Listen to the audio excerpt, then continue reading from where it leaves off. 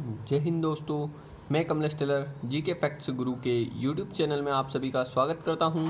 तो दोस्तों आज हम जानेंगे भारत के राज्य और केंद्र शासित प्रदेश के बारे में। तो हम राज्यों के जो महत्वपूर्ण फैक्ट है जो है वह जो क्वेश्चन प्रीवियस ईयर में आए हुए हैं और आने की संभावना है जिन प्रश्नों की, उन प्रश्नों के बारे में हम चर्चा करेंगे इस वीडियो में। तो दोस्तों हमने दो जो वीडियो है हमने इससे पहले भी बना रखे हैं राज्य के राज्य और केंद्र शासित प्रदेश से संबंधित, और यह आज हमारा तीसरा पार्ट है इसका। तो दोस्तों आज हम जानेंगे कि भारत के राज्य और केंद्र शासित प्रदेश के बारे में। तो दोस्तों हम वीडियो की शुरुआत करने से पहले अगर आप चैनल में पहली बार आए हैं तो चैनल को सब्सक्राइब कर लीजिए और बेल आइकन को दबाइए ताकि आपको जीके फैक्ट्स और ट्रिक्स की जानकारी जो है आप तक पहुंच सके। तो दोस्तों हम वीडियो की शुरुआत करते हैं। तो दोस्तों हम जानेंगे आज बिहार राज्य के बारे में। तो दोस्तों अगर हम बात करें तो यहाँ की राजधानी जो है पटना हो जाएगी, और इसके गठन की अगर मैं बात करूँ तो 22 मार्च 1912 को इसका गठन हुआ था। और अंतर्राष्ट्रीय सीमा की अगर हम बात करें तो अंतर्राष्ट्रीय सीमा जो है इसकी नेपाल देश के साथ लगती है।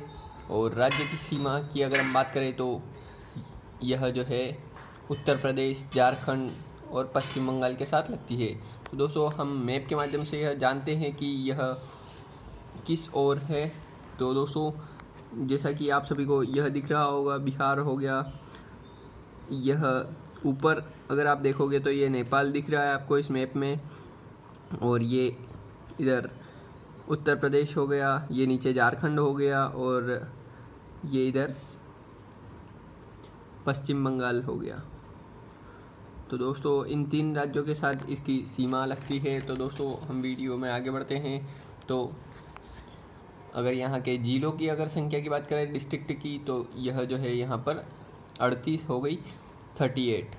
और राजभाषा की अगर मैं बात करूँ तो यहाँ की राजभाषा जो है हिंदी हो जाएगी। और राजकीय पशु की अगर हम बात करें तो भारतीय बाइसन या गौर जो है इसे कहा जाता है।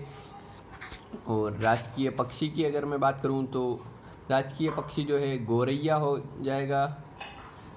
और राजकीय वृक्ष की अगर हम बात करूँ तो पीपल का पेड़ जो है उसे यहाँ के राजकीय वृक्ष के रूप में जाना जाता है, जिसे सेक्रेड फिग भी कहा जाता है। तो दोस्तों यहाँ के प्रशासन की बात करें तो विधानसभा में यहाँ पर 243 सीटें हैं, 243 सीट्स है विधानसभा के लिए। और विधान परिषद में यहाँ पर 75 सीटें हैं, 75 सीटें हैं। और राज्यसभा की अगर मैं बात करूँ तो यहाँ पर 16 सीटें हैं। लोकसभा की अगर मैं बात करूँ तो यहाँ पर 40 सीटें हैं। अगर यहाँ के उच्च न्यायालय की अगर मैं बात करूँ तो यहाँ पर पटना हाई कोर्ट हो जाता है। और यहाँ के बिहार के पहले जो मुख्यमंत्री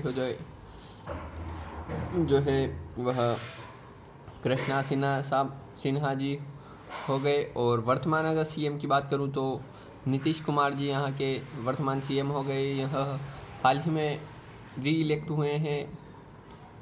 तो दोस्तों हम वीडियो में आगे बढ़ते हैं। तो अगर यहाँ के मैं बौद्ध स्थल की अगर मैं बात करूँ तो यहाँ का नालंदा विश्वविद्यालय काफ़ी फेमस है, और वैशाली स्थान भी बिहार में ही स्थित है। यह भी परीक्षा में पूछा गया सवाल है। और 2023 की जनगणना के अनुसार अगर भारत में सर्वाधिक जनसंख्या घनत्व जो है वाला राज्य की अगर मैं बात करूं तो वह भी बिहार हो गया है। 1106 वर्ग किलोमीटर प्रति व्यक्ति यह घनत्व 2011 की जनगणना के अनुसार है। और बिहार में कोई भी परमाणु संयंत्र स्थित नहीं है, यह हम याद रखेंगे दोस्तों।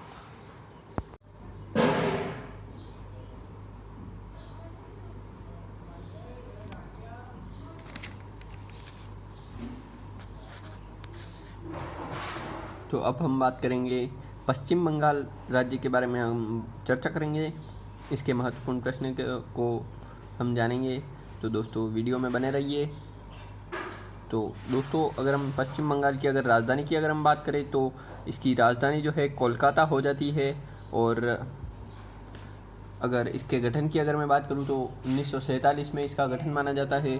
और अंतर्राष्ट्रीय सीमा की अगर मैं बात करूं तो इसकी जो है 3 देशों के साथ सीमा लगती है, नेपाल हो गया, भूटान हो गया, और बांग्लादेश के साथ इसकी अंतर्राष्ट्रीय सीमा लगती है। और राज्यों की अगर सीमा की अगर मैं बात करूं तो 5 राज्यों के साथ इसकी सीमा जो है लगती है। असम हो गया, सिक्किम हो गया, उड़ीसा हो गया, झारखंड हो गया, बिहार हो गया। तो हम मैप के माध्यम से भी यह देखते हैं। तो दोस्तों, जैसा कि आप सभी को यह दिख रहा होगा वेस्ट बंगाल, ये वाइट वाला, तो ये इसके पास में जो है ये झारखंड लग रहा है। और ये इसके ऊपर के साइड यह बिहार हो गया, ये सिक्किम ऊपर लग रहा है ये, और ये इधर से असम इसका लग रहा है। और नीचे अगर मैं बात करूँ तो ये उड़ीसा दिख रहा है। राज्यों में अगर बात करूँ तो ये 5 राज्य हो गए। और अगर मैं अंतर्राष्ट्रीय सीमा की अगर मैं बात करूँ तो ये जो है भूटान, वो आपको भूटान दिख रहा है, और यह नेपाल दिख रहा है, और ये नीचे की ओर इसके बांग्लादेश जो है यह इसके साथ सीमा साझा करता है, अंतर्राष्ट्रीय सीमा 3 देशों के साथ। तो दोस्तों, अगर मैं यहाँ के जिलों की अगर मैं बात करूँ तो यहाँ पर 23 ज़िले हैं। और यहाँ की अगर राजभाषा की अगर हम बात करें तो यहाँ की राजभाषा जो है बंगाली हो जाती है। ये फिशिंग कैट यहाँ का राजकीय पशु हो जाता है। और राजकीय पक्षी की अगर मैं बात करूँ तो सफ़ेद गले वाला किंग फिशर यहाँ का राजकीय पक्षी हो जाता है। तो राजकीय पशु जो है फिशिंग कैट हो गया, और राजकीय पक्षी की अगर हम बात करें तो सफ़ेद गले वाला किंग फिशर हो गया। और यहाँ के अगर हम वृक्ष की अगर हम बात करें तो यह चटीम का पेड़ हो गया। यह दोस्तों, यह भी सवाल परीक्षा में पूछा गया है एसएससी की। और यहाँ की अगर हम विधानसभा की अगर हम बारे में अगर हम बात करें तो यहाँ पर 294 सीटें हैं यहाँ की विधानसभा में। और राज्यसभा की सीटों की अगर हम बारे में बात कर रहे तो यहाँ पर 16 जो सीटें हैं यहाँ की राज्यसभा में 16 सीटें हैं। लोकसभा की सीटें जो है 42 यहाँ पर लोकसभा सीटें हैं। और उच्च न्यायालय की अगर मैं बात करूँ तो कोलकाता हाई कोर्ट हो गया। और प्रथम राज्यपाल की अगर मैं बात करूँ तो श्री राजगोपालाचारी हो गया। यह महत्वपूर्ण हो सकता है दोस्तों, क्योंकि यह जो है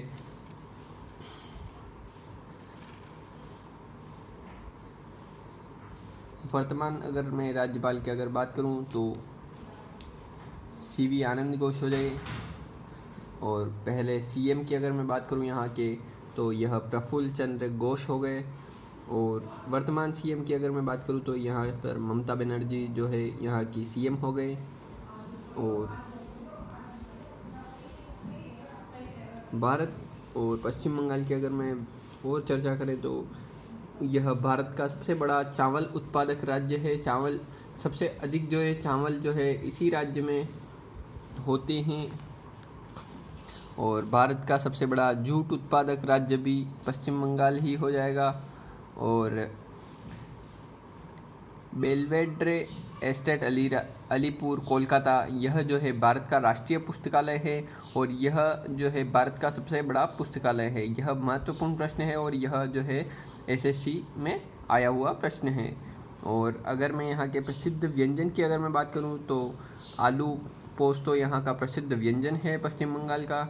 यह भी महत्वपूर्ण प्रश्न है और यह भी एसएससी द्वारा पूछा गया सवाल है। तो दोस्तों, अगर आप चैनल में पहली बार आए हैं तो चैनल को वीडियो को लाइक कीजिए, कमेंट कीजिए और शेयर कीजिए अपने दोस्तों और छोटे भाई बहन जो भी प्रतियोगी परीक्षा की तैयारी कर रहे हैं उनके साथ यह वीडियो साझा करें, ताकि जीके को आसानी से पढ़ा जा सके। और जीके के फैक्ट्स पढ़कर ही एग्ज़ाम में प्रश्न आ सके, तो ज़्यादा पढ़ने की ज़रूरत नहीं है। तो दोस्तों, वीडियो में बने रहिए और वीडियो का अंत करते हैं। तो दोस्तों, चैनल को सब्सक्राइब करना ना भूलें और बेल आइकन को दबाइए ताकि जीके के फैक्ट्स और ट्रिक्स की आपको जानकारी मिल सके। Thanks for watching this video.